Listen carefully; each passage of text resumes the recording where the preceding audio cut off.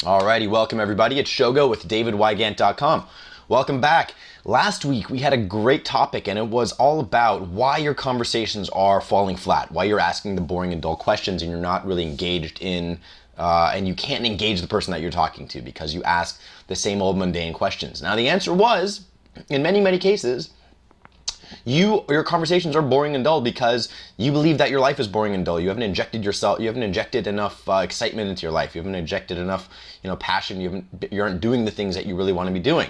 Now that's true in many cases, but I got a lot of emails, I got a lot of Facebook messages from you guys asking, I got about 5 Facebook messages asking me why this is happening to you, even though you believe that your life is fun. You believe that your life is exciting. And I gotta tell you, there's a lot of people out there who do lead fun lives, who do lead exciting lives, who do believe in themselves, but yet when they go up and they talk to a beautiful woman, they can't do it because they ask the same old mundane questions over and over again. They say, inevitably they'll ask, where are you from?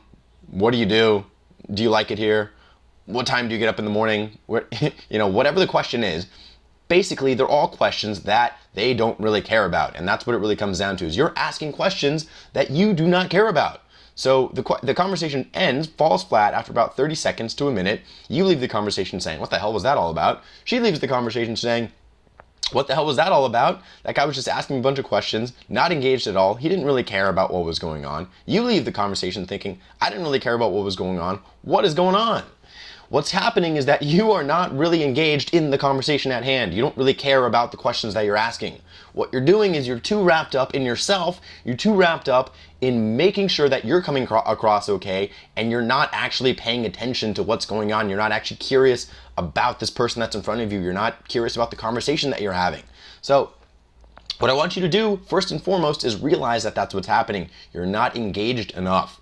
So, you need to be able to be engaged, be interested in the things that you're talking about. The key to a great conversationalists are always engaged in what's going on. They're able to talk about anything and everything at hand and be interested in it. So, if I'm out in a supermarket, let's say, and I'm going shopping, and I'm browsing the fruits, and I see a cute girl there looking at the apples. I'll walk up and say, gosh, help me out here. There's like 8 different apple varieties here. What's with there's, Golden Delicious, and then there's Fuji, and there's Granny Smith, and there's Macintosh, and gosh, I remember when there used to only be Granny Smith and Golden Delicious. There was only the red and the green. Now there's like 9 different kinds of apples. What's going on here, right? And maybe she'll tell me about what her favorite apple is. Maybe she won't. Maybe she'll maybe I'll ask her instead, I'll say, God, there's so many apples here. I have no idea what to choose from here, right? I mean, how do you pick your apples, right?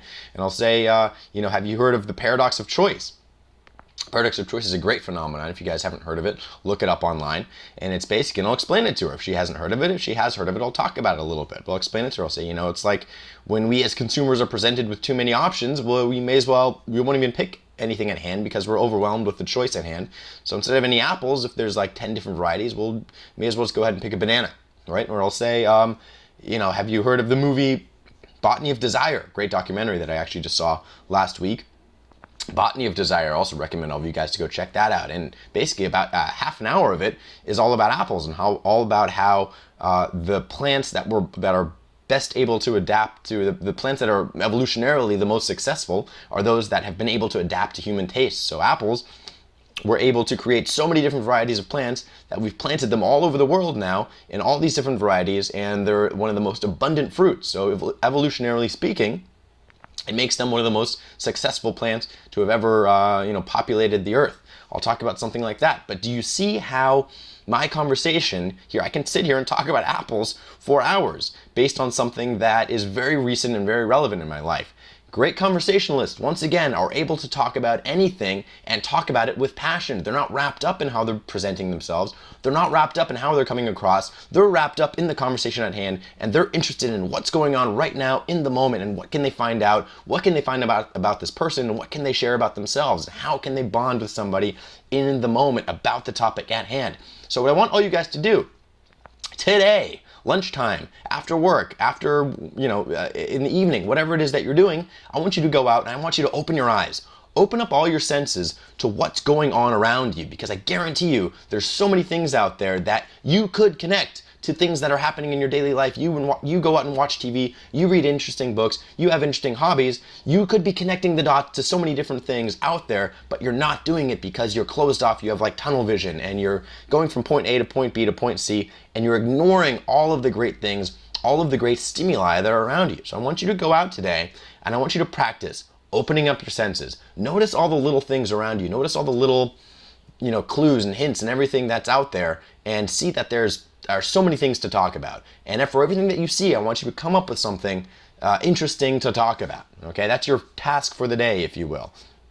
All right, that's it for today. That's it for my tip today.